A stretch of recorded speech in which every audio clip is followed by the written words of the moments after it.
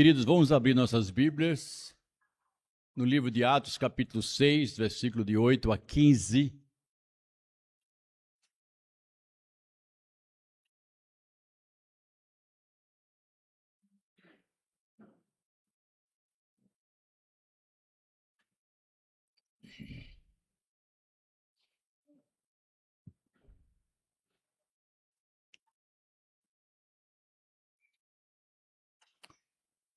Nós vivemos um momento, guardando as devidas proporções tecnológicas e culturais, mas bem semelhante aonde aquilo que a gente tem como verdades preciosas para nós está sendo dito que é mentira, está sendo propagado como fruto de mente academicamente não preparada, e que se a ciência trouxesse um pouquinho de luz para essas pessoas, no caso, os cristãos, eles não estariam pensando como hoje estamos pensando. Ou seja, acreditar nas verdades do cristianismo é, digamos assim, obscurantismo científico.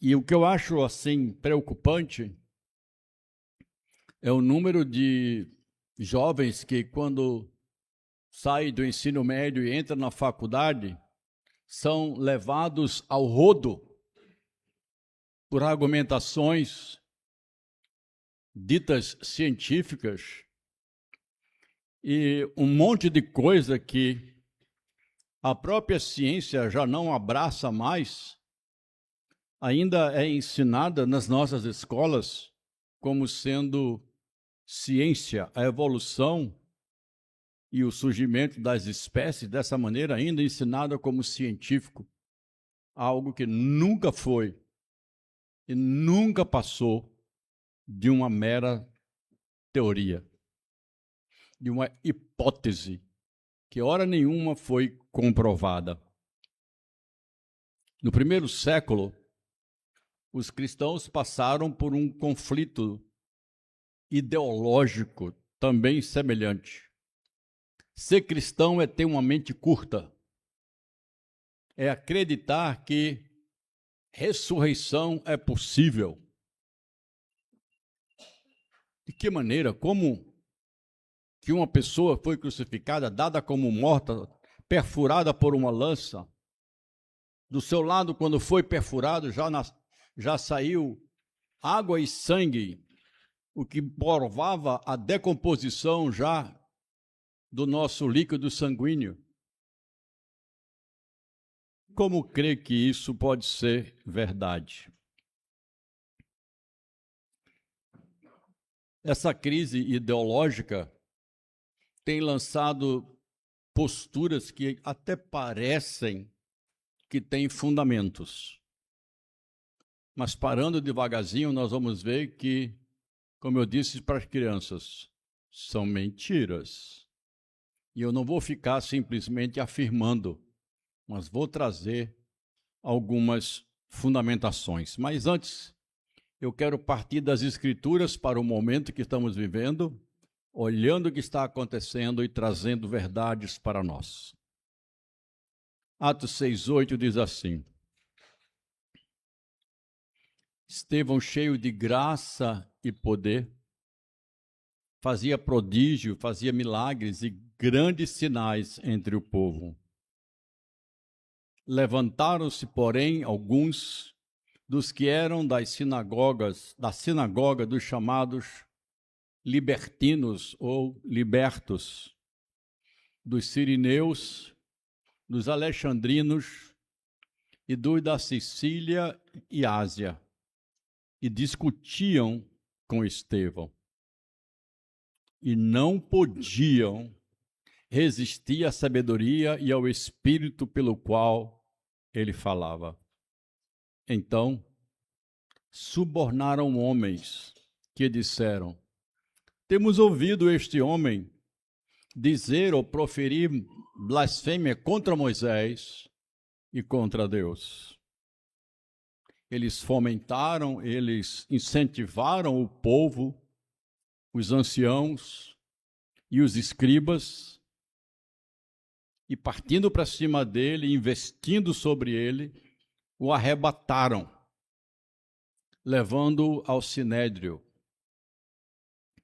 Apresentaram ali falsas testemunhas, que depondo disseram: este homem não cessa de falar contra o lugar santo e contra a lei. Porque nós temos ouvido dizer que este Jesus, o Nazareno, destruirá este lugar e mudará os costumes que Moisés nos deu. Todos os que estavam assentados no sinédrio, fitando os olhos em Estevão, viram o seu rosto, como se fosse um rosto de anjo. Curve a sua cabeça, peça a Deus que o momento de meditação nesta noite seja edificante para você, lhe capacite, lhe traga graça, esclarecimento e misericórdia.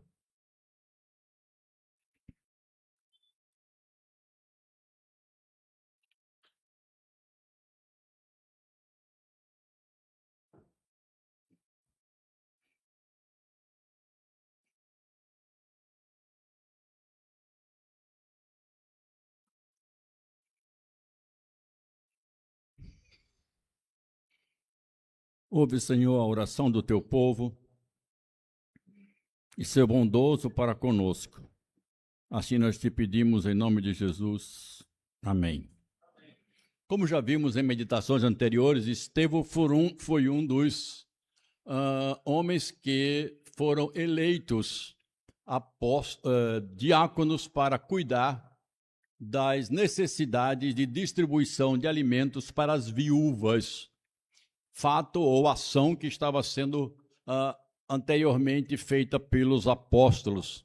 E isso deu aos apóstolos a liberdade para poderem se dedicar mais tempo à pregação da palavra e à oração. Sem dúvida nenhuma, Estevão foi um diácono diligente e um bom distribuidor das obras de caridade da igreja. Mesmo que o texto diga aqui no seu início que Estevão era um homem cheio de graça, de poder e que realizava muitos milagres. Ou seja, havia uma proeminência naquele homem que talvez pudesse lhe dar um cargo maior ou uma função maior do que aquela de diácono, mas ele não se colocou nessa postura. E justamente por essa humildade, essa figura de Estevão e de outros aspectos que daqui a pouco vamos abordar, nós não o vemos pregando o evangelho publicamente. Nós o vemos agindo com uma forma de credibilizar a mensagem deste evangelho, e ele foi chamado para esse serviço honroso da diaconia. E claro que isso teve o apoio ou veio da aprovação de Deus com o respaldo da igreja. O que Estevão fazia era aquilo que as Escrituras nos diz, que havia naquele momento a necessidade de comprovar a veracidade do Evangelho através da realização de atos que humanamente não podiam ser negados. E esses atos eram em nome de Jesus. As pessoas diziam que Jesus Cristo, o morto, era um homem que não podia se confiar, porque além de ter morrido e ter falado de um reino que não existiu, ele está sepultado. Diziam os judeus assim: como crer num morto? E o problema que começava a causar certa dificuldade para explicar é como é que o morto agora cura, faz milagres e começa a realizar essas ações em nome dele, ou seja, homens em nome de Cristo começavam a fazer as mesmas ações que o Senhor Jesus tinha feito enquanto estava entre eles. Portanto, é registrado que Estevão era um homem cheio de fé. Essa expressão cheio de fé quer dizer uma fé robusta, uma fé forte, uma fé segura, que dava a ele o poder de realizar algumas ações. Era um homem cheio do poder de Deus. E justamente esta fé é que o habilitava a fazer as coisas maravilhosas que eles faziam. Se você ler o capítulo 11 de Hebreus, você vai ver ali o que a gente chama de galeria da fé. Homens que, pela fé, começaram a realizar ações, e o escritor do livro de Hebreus vai trabalhando lá atrás, desde Enoque, desde do próprio Abel, e por fim vai trabalhando, chegando em Abraão e mostrando na vida de homens de como, através da fé, eles fizeram coisas que o autor diz, do qual este mundo não se tornou digno. Portanto, esta fé em Deus, essa dependência de Deus e essa capacitação de Deus é que fazia Estevão colocar os atos que ele colocava de uma maneira pública, sem nenhum medo, sem nenhuma restrição. A ação de Estevão era pública e conhecida por meio de todos. E, embora Estevão não fosse um pregador por parte do ofício, ele realizava grandes prodígios. E nós sabemos que nas Escrituras a Bíblia diz que o Espírito dá a um o poder de operar milagres. E Estevão recebeu isso aí. A segunda coisa que eu quero levantar é que Estevão defendeu o próprio Evangelho e as fontes do Evangelho contra aqueles que se opuseram ao próprio Evangelho. A primeira pergunta que surge é: quem eram os oponentes de Estevão? O texto sagrado nos diz: eram todos helenistas. Essa é uma expressão, quer dizer, eram todos aqueles que eram judeus, mas não nascidos em Jerusalém.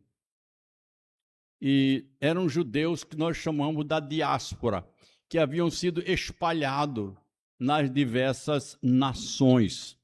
E eles eram até mais zelosos do que os próprios judeus que haviam, digamos assim, nascido na Judéia. Porque ser judeu fora da Judéia era algo que exigia dele um custo maior.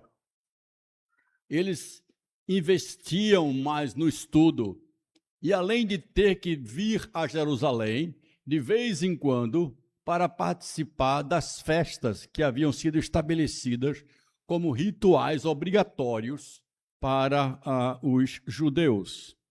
O texto nos diz que eles pertenciam a diversas sinagogas. E o que era a sinagoga? Era justamente o local onde os judeus se reuniam, e que não eram o templo de Jerusalém. Eles se reuniam nesses lugares para adoração. Nós sabemos que aqui em Recife foi instalada uma sinagoga, que ainda tem os remanescentes dessa sinagoga lá no Recife antigo. Você vê um vidro e consegue ver ali embaixo da sinagoga judaica. E esses judeus, eles foram expulsos aqui do Brasil pelos portugueses católicos, que julgavam a religião judaica indigna ou não permitida no catolicismo. Esses judeus saíram do Brasil e foram para uma ilha nos Estados Unidos e ali começaram uma comunidade que hoje é conhecida como Manhattan. Você já fica sabendo aí o que é que Recife seria no futuro. Se não somos Manhattan, agradeça aos portugueses. Mas o texto sagrado nos diz que havia uma sinagoga dos chamados libertinos, ou dos libertos. Não associe essa palavra libertino com libertinagem. Esse é um termo romano que significava aqueles que haviam sido libertos. Então, ou aqueles que haviam adquirido a cidadania romana. Então, os romanos chamavam de libertos não romanos que haviam adquirido a cidadania romana. Também poderia ser aqueles, pouco mais provável, que haviam sido escravos e agora estavam libertos. Havia também nessa sinagoga, ou pessoas dessas sinagogas, que eram da Sicília, na região ao sul da Espanha, que eram de Alexandria, que fica no Egito, ou em outros lugares da Ásia. Agora, o interessante é que muito provável que o apóstolo Paulo, no então Saulo, era membro ou da sinagoga da Sicília, onde ficava a cidade de Tarso, ou de uma sinagoga dessa dos chamados libertinos. Por que eu digo isso? Porque Paulo está presente neste momento aqui, e logo no capítulo seguinte, no capítulo 7, você vai ver que as vestes de Estevão são colocadas na mão de Paulo, que estava ali como alguém a observar e a consentir que o seu apedrejamento acontecesse. Portanto, não deve ser algo improvável, mas extremamente provável que Saulo discutiu como um doutor da lei com Estevão. A questão que surge agora é: por que debatiam com Estevão? Por que eles não debatiam com os apóstolos ou com outras pessoas? Bom, queridos, existem algumas observações sobre isso, mas a mais, digamos assim, a mais forte, para não descer muitos detalhes sobre isso aqui, eu quero trazer aquilo que é mais importante. É o fato de que alguns pensavam ou alguns defendiam que discutir com os apóstolos, e sendo estes homens vindo da estrutura de uma sinagoga, geralmente doutores em muita coisa do Antigo Testamento, eles viam os apóstolos como homens incultos. Afinal de contas, os apóstolos, eles eram pescadores, eles eram homens de poucas coisas comuns, eram homens ligados a coletores de impostos, uma postura bastante rejeitada pelos judeus. Então, esses oriundos dessa sinagoga disseram: nós não vamos perder tempo com esse tipo de pessoa. Mas por que então a figura de Estevão? A segunda postura seria que houve pela primeira vez na história, essa é uma terceira posição, da segunda posição, né? A primeira de que os apóstolos seriam indignos, a segunda seria que pela primeira vez na história houve uma proposta de debate ideológico. Vocês estão lembrados que quando Pedro pregou no templo, houve uma ordem: parem de pregar, vocês estão proibidos. A segunda vez, Pedro continua pregando: eles são presos, chicoteados, parem de pregar. Depois eles são expulsos do templo. Aqui dentro, mas não. Fora. Em hora nenhuma houve um embate, houve uma proposta de discussão. Quais são as bases que vocês ensinam? Quais são os fundamentos? E alguns dizem que houve essa proposta por parte do grupo desses que pertenciam a essa sinagoga, dizendo assim, não tem ninguém que fala pelo judaísmo e que pode provar que nós estamos certos e eles estão errados? Será que nós temos que proibir? Não podemos argumentar? E eles estavam tão convictos naquilo que criam que talvez colocaram essa proposta e Estevão foi escolhido para trabalhar esse aspecto. Por que isso? A terceira coisa é bem interessante. É que vários historiadores, eles afirmam que Estevão havia sido instruído aos pés de Gamaliel.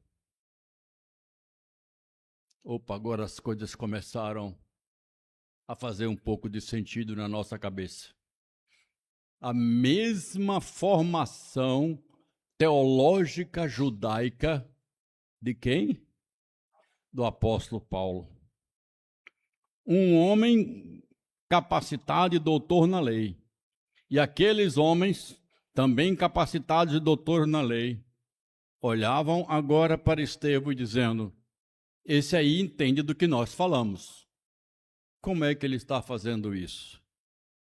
E eles também diziam que o apóstolo Paulo, muito provavelmente, olhou para Estevão e aqueles homens também, e o consideraram como alguém que traiu a confiança do seu mestre. Alguém que renegou todos os princípios que aprenderam. Então viram nele uma possibilidade de chegar e conversar, digamos assim, num nível acadêmico, de doutores, de pessoas formadas. O versículo 10 diz uma coisa interessante. É dito que Estevão prevaleceu. Eles não conseguiram resistir aos argumentos e à sabedoria do Espírito e ao Espírito com o qual Estevão falava. O texto sagrado é muito forte. Ele diz, não podiam resistir à sabedoria e ao Espírito. Nós vemos aqui, irmãos, o cumprimento daquilo que o Senhor Jesus Cristo explicou anteriormente, de que ele iria fazer com que o seu povo, ou ele ia dar ao seu povo palavra na boca, isso está em Lucas capítulo 21, versículo 15, e que nenhum dos adversários poderia resistir ou contradizer. Na verdade, eles pensavam que iriam debater com Estevão, e estavam debatendo contra a sabedoria do Espírito Santo de Deus. Essa é uma diferença muito grande. Deus estava com Estevão naquele momento. Mas isso não eliminava de Estevão saber falar ou usar as verdades das Escrituras para argumentar a fé. E aqui nós tiramos a primeira lição. Queridos, os fundamentos da fé cristã não são fundamentos para idiotas. Não são. Os fundamentos da fé cristã não estão baseados na irracionalidade. Pelo contrário, eles são inteligíveis e fundamentados naquilo que Deus, o Criador, deixou para o ser humano, a sua própria razão. E vamos trazer algumas coisas interessantes para percebermos o que Deus deixou para nós incrustado dentro da nossa realidade, coisa que não se diz lá fora. Mas há um fato interessante. no campo das ideias, e a fé cristã não rejeita o debate das razões, pelo contrário. Pedro até diz no capítulo 2, você precisa aprender a dar razão da sua fé. Isso implicitamente está dizendo, a fé cristã tem razões que a fundamentam. Eu não estou falando de saber explicar tudo. Eu estou falando de dar razão do porquê nós cremos no que cremos. E o que Deus deixou para nós como fundamentos dentro dessa realidade. E aquele embate de argumentações entre vários doutores das diversas sinagogas listadas no texto contra um homem só, Estevão, eles não foram capazes de sobrepujar. E aí entrou-se no segundo estágio. Se no mundo ou no campo das ideias nós não conseguimos, vamos fazê-lo calar através da truculência. Há um texto muito importante nas Escrituras que diz eles, versículo de número 12, eles investindo o arrebataram, ou os levaram. Esse verbo aí, arrebataram, atacaram de assalto. Como um leão que tem a presa e pegou. Então eles, como diz assim, pegamos. E de uma maneira rápida, eles levaram para o sinédrio. Mas antes de fazer isto, eles tomaram algumas providências. Eles modelaram mentiras, pegando alguns homens, subornando, e essa palavra subornar significa ensinar, colaborar ou pedir colaboração de alguém para apoiar uma inverdade. Então, eles treinaram algumas testemunhas ou falsas testemunhas para que eles dissessem coisas que implicassem o silenciamento de Estevão a partir dele mesmo. Esse é o terceiro aspecto que precisamos abordar aqui. Como isso aconteceu. É muito provável que Estevão tenha abordado os assuntos que são levantados como acusação contra ele. Muito provável. Estevão falou sobre Moisés? Falou. Estevão falou sobre Jesus? Falou. Estevão falou sobre o templo? Falou. Estevão falou sobre a lei? Falou. Mas não o que eles disseram que Estevão falou. Sabe aquilo que tem cheiro de verdade, gosto de verdade, aparência de verdade, mas não é verdade? Foi isso que eles fizeram. Colocaram na boca de Estevão coisas que ele não havia dito. Então, Estevão provou, por argumentos irrefutáveis, que Jesus era o Cristo. Não tinha como o assunto não passar por aí. Jesus é o Cristo. E se Jesus é o Cristo, os judeus mataram o Messias.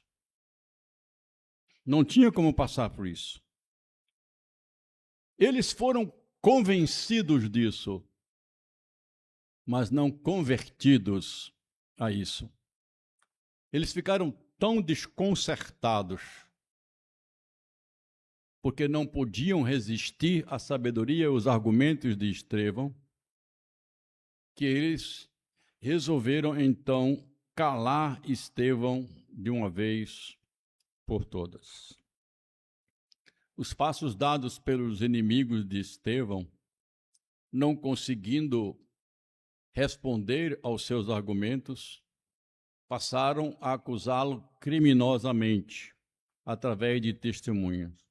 Suborno, mentira, deformação da verdade. Estavam muito enfurecidos por ele ter provado que eles estavam muito errados. Irmãos, a verdade do Evangelho pode causar ainda hoje esse tipo de reação nas pessoas que ouvem você falar a verdade, que convence que elas não são tão boas quanto dizem, e elas começam a atacar. Só vocês crentes pensam que são bonzinhos. E começam a atacar o Evangelho, porque não tem como argumentar contra a verdade do Evangelho. Nem sempre a mensagem do Evangelho é uma mensagem agradável aos nossos olhos e aos nossos ouvidos. Um membro da nossa igreja, não desta, estava almoçando com dois colegas de trabalho. E no meio da conversa, um daqueles amigos do cristão começou a contar como ele tinha traído a esposa e ela não tinha descoberto. E quando ele terminou, o outro se empolgou com a história e também contou como ele tinha traído a esposa e ela também não havia descoberto a sua traição. E agora os dois acabaram de contar a sua história, olharam para o cristão como que dizendo: e como foi a tua? E aquele cristão disse: engraçado. Está acontecendo uma coisa muito diferente dentro de mim. É que, ao ouvir vocês, eu estou me sentindo todo errado. Então os dois pensaram que ele ia contar uma história mais ainda infamante. Ele disse: eu estou me sentindo errado porque eu nunca traí a minha esposa. E ouvindo vocês falar que traíram a esposa de vocês, ao invés de ter uma sensação de que eu estou certo, eu comecei a me sentir errado diante de vocês. Mas eu não estou errado. Eu sou certo nessa história. O que você acha que aqueles dois fizeram com esse crente? Rapaz, que resposta legal você nos deu. Maravilha. Era isso que a gente estava precisando ouvir. Foi assim? Você está pensando que é o quê, cara? Que tipo de homem é você? Frouxo? É deboche? É uma reação, porque a verdade, quando é dita, machuca. E foi isso que aconteceu com Estevão, e isso ainda pode acontecer nos dias de hoje, quando a gente toma posturas da nossa proposta cristã e mostra que tem mais valor ou tem mais resultado benéfico quando você abraça os princípios da fé cristã do que quando você os coloca no lixo. Isso nos serve para mostrar que ainda vivemos um momento em que o que cremos continua sob ataque.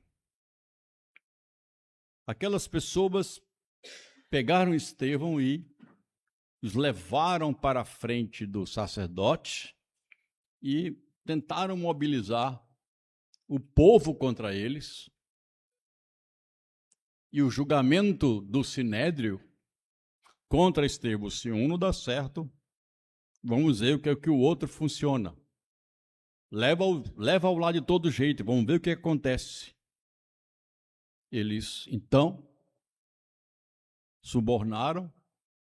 E qual foi a acusação que levantaram sobre Estevão? Ele não cessa de trazer blasfêmia, primeira acusação contra Estevão. Ou seja, é o seu assunto recorrente, habitual.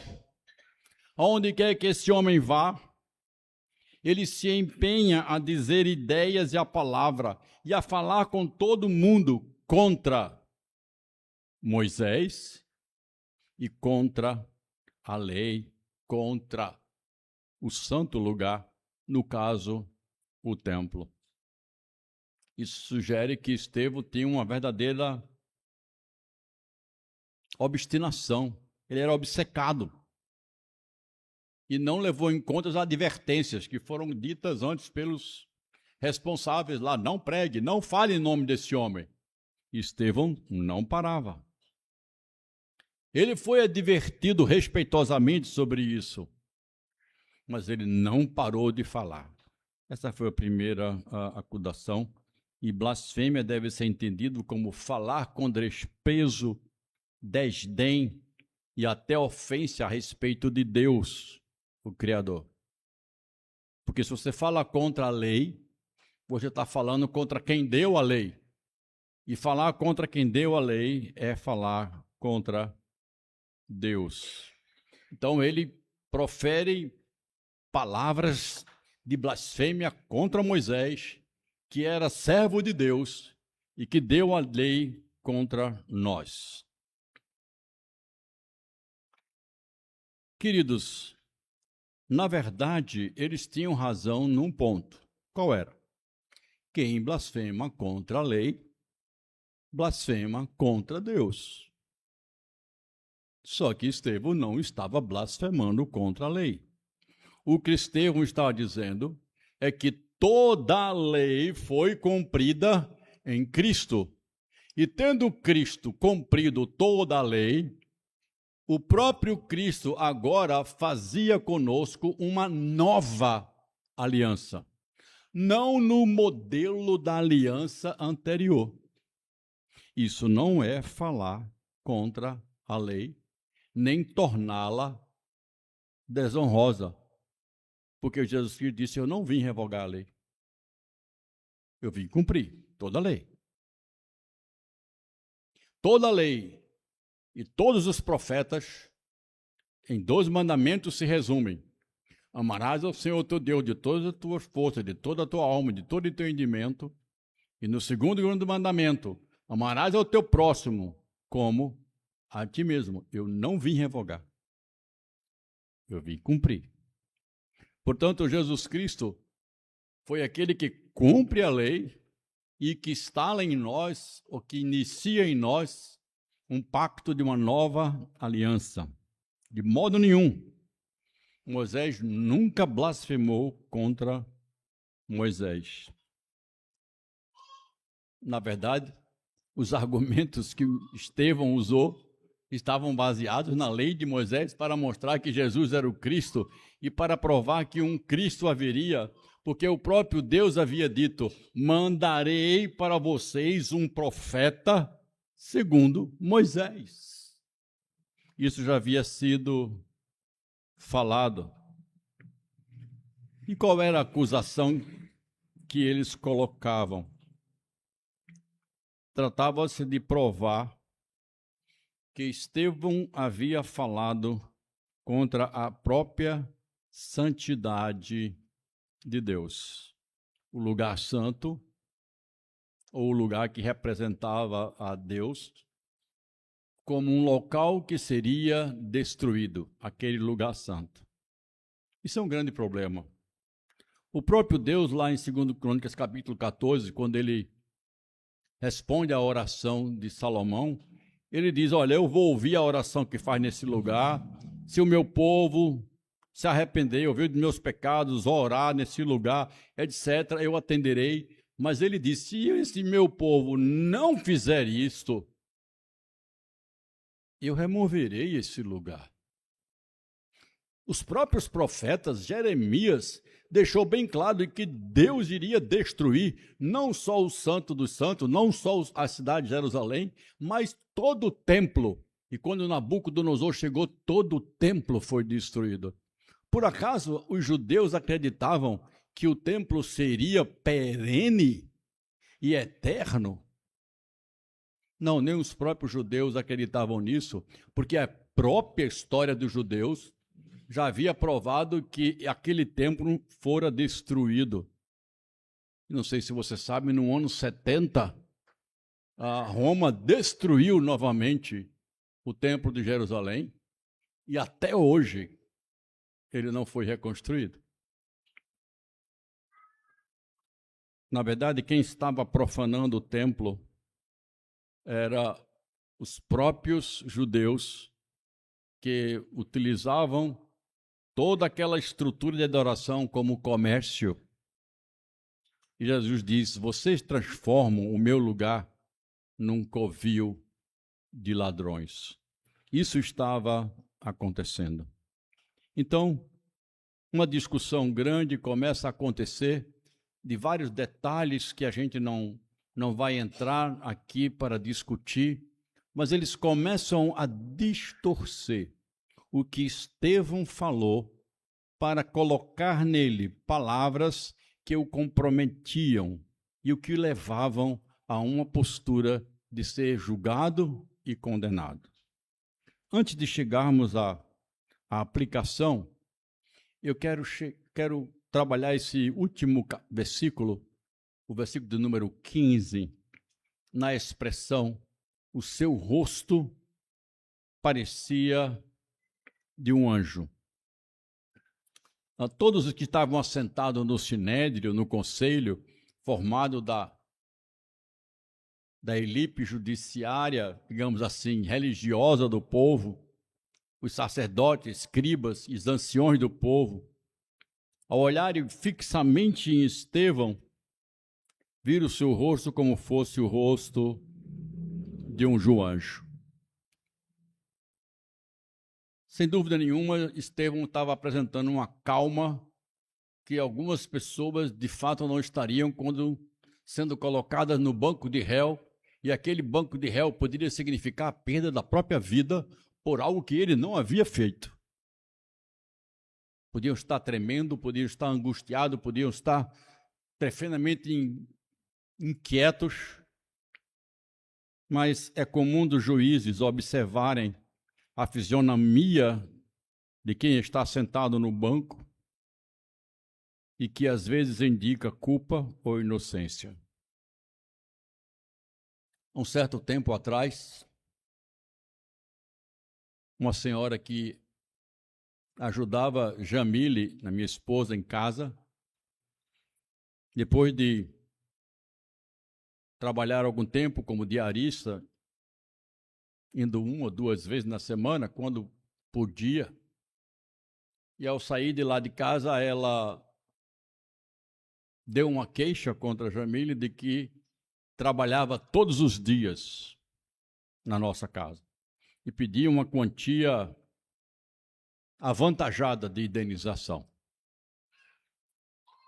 E foi-se marcado o dia da audiência. Ela chegou de um lado, Jamile ficou do outro. A advogada disse: só fale quando a juíza pedir. E aí, quando se falou, se leu o que a outra pleiteava e foi dito que ela trabalhava todos os dias. Quando terminou da leitura, a juíza disse: eu olhei para a senhora e pelo seu rosto, senhora, eu já tomei a consciência de que essa mulher está lhe acusando é mentira. Pela maneira como a senhora reagiu. Eu nem preciso ouvir as outras coisas que estão aqui, mas eu já estou acostumado no lugar onde eu sento. a saber o que é verdade e o que não é verdade.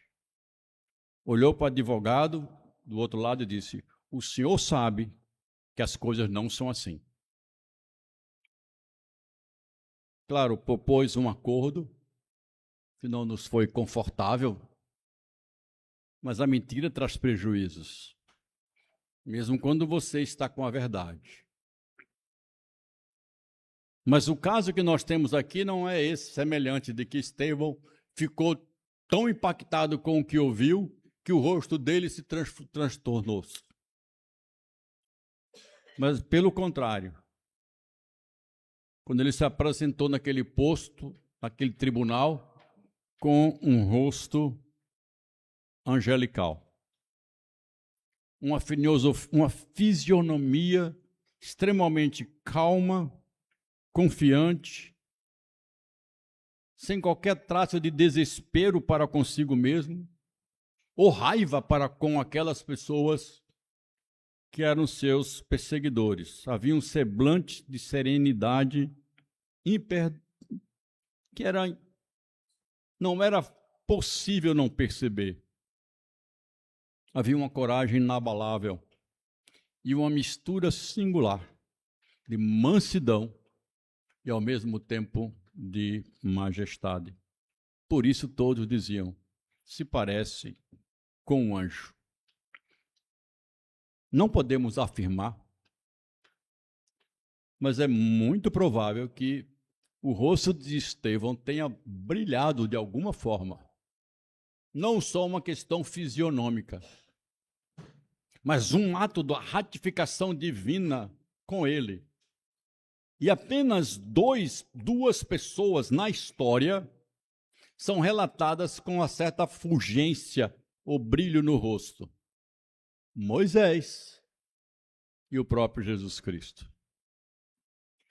É como, segundo esses homens que disseram que isso acontecia, que para a vergonha dos que lhe acusavam Estevão, aquilo que diziam que Estevão havia feito, ou seja, em Deus, através de Estevão, mostrava nele a sua aprovação, assim como Deus, através de Moisés, mostrou a sua aprovação diante do povo. Perceberam essa analogia?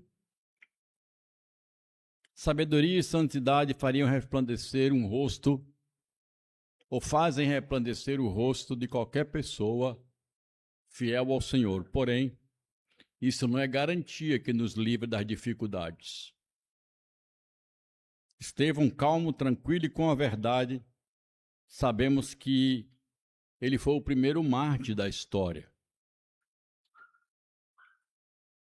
Isso não é registrado para a proteção de Estevão, mas para testemunho de Estevão diante de todas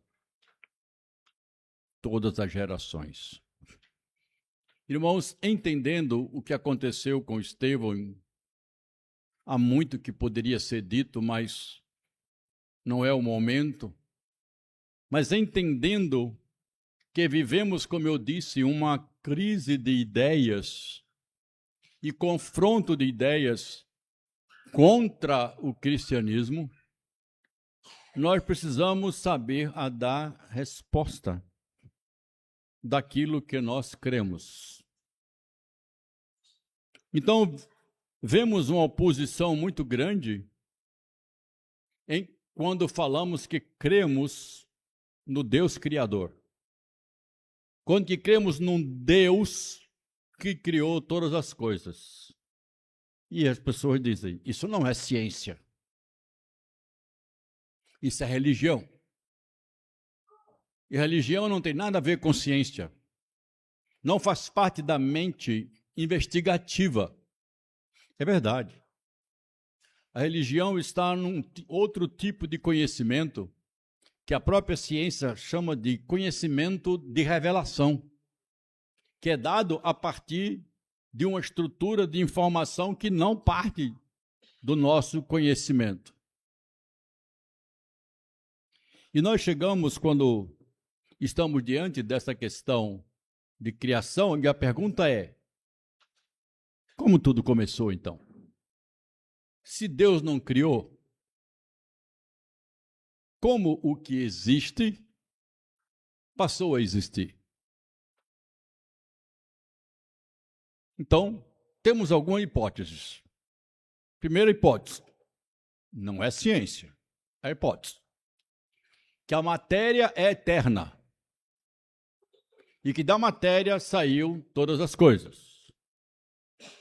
A segunda é que o tudo veio do nada. Em outras palavras, o nada criou o tudo. Há um cientista reconhecido internacionalmente, brasileiro, presbiteriano, chamado Marcus Eberlin. Tem muitos vídeos dele no YouTube. Vale a pena você assistir alguns. Procura pelo vídeo Eu Não Tenho Fé para Ser Ateu. E ele começa a dizer o seguinte: você me propor que o nada criou tudo é me chamar de uma pessoa que não pensa. Você precisa de muito mais fé para que o nada criou tudo do que o Deus soberano, inteligente, criou todas as coisas. E da matéria ser eterna? O Marcus Eberlin faz as seguintes posturas. No universo, queridos, para ele estar no equilíbrio que ele está hoje, existem 121 constantes, que são chamadas de constantes do universo. São constantes que, se você mexer nela minimamente, o universo perde o seu equilíbrio. E a probabilidade, vejam bem, a probabilidade dessas constantes terem chegados a este números em harmonia é de 1 dividido por um número de 80 zeros. Não tem na minha cabeça esse número. Mas há uma coisa na lei da matemática.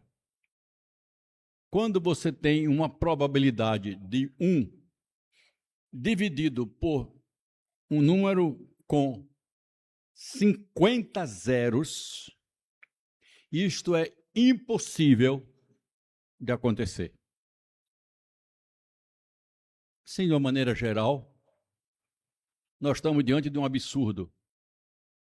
Conseguir essas 121 constantes nas proporções que elas estão é duplamente impossível, o que é um pleonasmo monstruoso. Se é impossível, é impossível. Como que você acredita nisso? A outra questão que Eberlin levanta é: como matéria morta gerou matéria viva? Segunda pergunta que o Eberlin levanta: como matéria viva burra gerou matéria viva inteligente?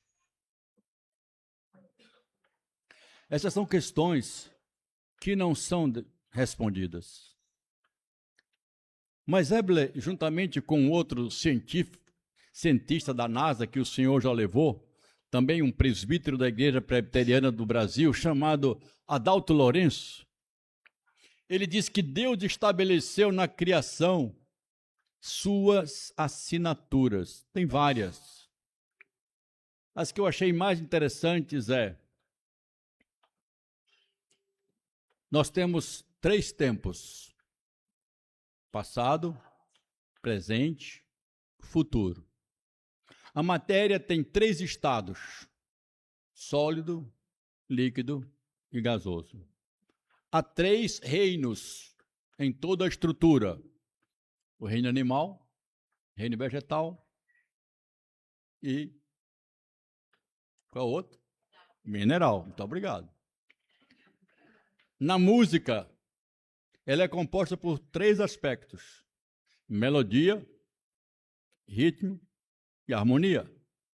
O nosso Deus é Pai, Filho e Espírito Santo. Deus deixou a sua assinatura na história. A estrutura da matéria é dividida em 3. Núcleo, composto pelos prótons, os nêutrons e os elétrons. E aí você vai para um monte de coisas que estão colocadas. Vou trazer mais uma coisa para você não se achar imbecil. Esse negócio de dilúvio, isso é invenção. Isso nunca existiu. Pois é, queridos. A elaboração do sequenciamento mitocondrial do nosso DNA, veja que coisa. Os computadores permitiram sequenciar o DNA humano e eles chegaram a uma conclusão. Todos os seres humanos vieram de 3 mulheres diferentes. Uau! Quem são essas 3 mulheres? É só você ir para a Bíblia. Quando houve o dilúvio, só sobrou 3 mulheres férteis. A esposa de Sem, a esposa de Cã e a esposa de Jafé. Uau! Isso é ciência e Bíblia, não tem acordo. Você não pode fazer ha-ha-ha, ré-ré-ré. É ciência e Bíblia. É o que eu e você acreditamos. Jesus é uma história que a gente não deve acreditar. É canto da carochinha. Ah, é? Que dia é hoje? Hoje é 9 de agosto de quanto? A partir de quem? Ah, de Jesus. Um mito dividiu a história do humano em 2, antes dele e depois dele. Interessante, não? Querido, Jesus é fato histórico. Mas eu deixei esse último argumento para o final, porque ele é muito forte. Qual é o sistema, o que você conhece, que é capaz de mudar de um dia para o outro um ladrão, estuprador, violento, num homem de bem? O que você conhece? Como é o nome da pílula? Como é o nome do conceito judicial ou da ação governamental capaz de tirar uma pessoa da sarjeta e fazê-lo um homem ou uma mulher de bem? Onde você conhece isso?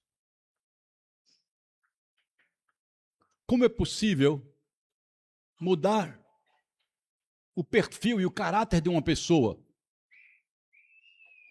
Isso é algo que a ciência diz que você construiu ao longo dos anos e que aquilo permanece como um trilho para a vida. Seria uma mudança aqui, ó, que nós não temos nada para mudar, mas o Evangelho é capaz de fazer esta mudança. Irmãos, esses são exemplos incontestáveis. E aqui vai o final. Você pode negar, dizer para a pessoa muitas coisas. Essas não. O que eu sou, você não pode negar. Você pode até não acreditar ou não querer acreditar no que eu falo. Mas o que eu falo tem razão de ser, tem fundamento de ser, e não é uma fé idiota. Não tenha vergonha de ser cristão. Se aprofunde um pouco mais nessa verdade. Você vai descobrir que o cristianismo lhe dá a segurança de enfrentar esse momento ideológico que estão tentando dizer para todo mundo: você não é idiota para ser cristão. Claro que eu não sou idiota para ser cristão. Eu sou inteligente e racional.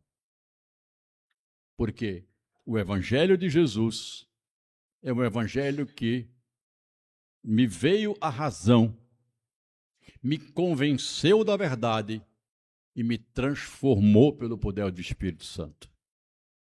Foi assim que somos salvos. Amém? Que nós possamos ser Estevãos do século XXI. Que saibamos argumentar e fazer calar aqueles que falam mal daquilo que sabemos pela verdade revelada ser verdade de Deus. Curve sua cabeça. Eu queria convidar você a tomar uma posição de ir mais fundo nas convicções da fé cristã.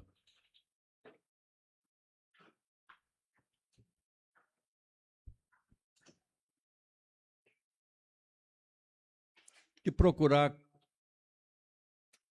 saber por que isso, por que aquilo. E se você não consegue explicar, procure ajuda. Procure orientação com os presbíteros, com os diáconos, com os pastores da igreja. O que é que eu devo ler?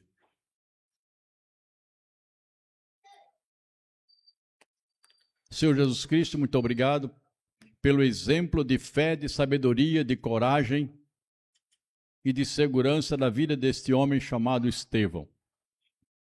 Obrigado porque isso chega para nós como um testemunho de que nós devemos conhecer a palavra da verdade, manuseá-la de uma maneira muito segura, ao ponto de saber fazer calar aqueles que indevidamente falam mentiras contra o teu santo caminho e o evangelho. Mas também te pedimos que o Senhor nos ajude a termos um espírito e uma mente mais segura do que cremos, de que o Cristo é real, de que o Espírito que em nós habita é mais poderoso do que aquele que está fora, e de que a verdade que está em nós é o poder de Deus. Nós agradecemos por esses momentos na tua presença. E em nome de Jesus, o Deus eterno, Criador e Senhor de todo o universo, oramos assim em teu nome. Amém.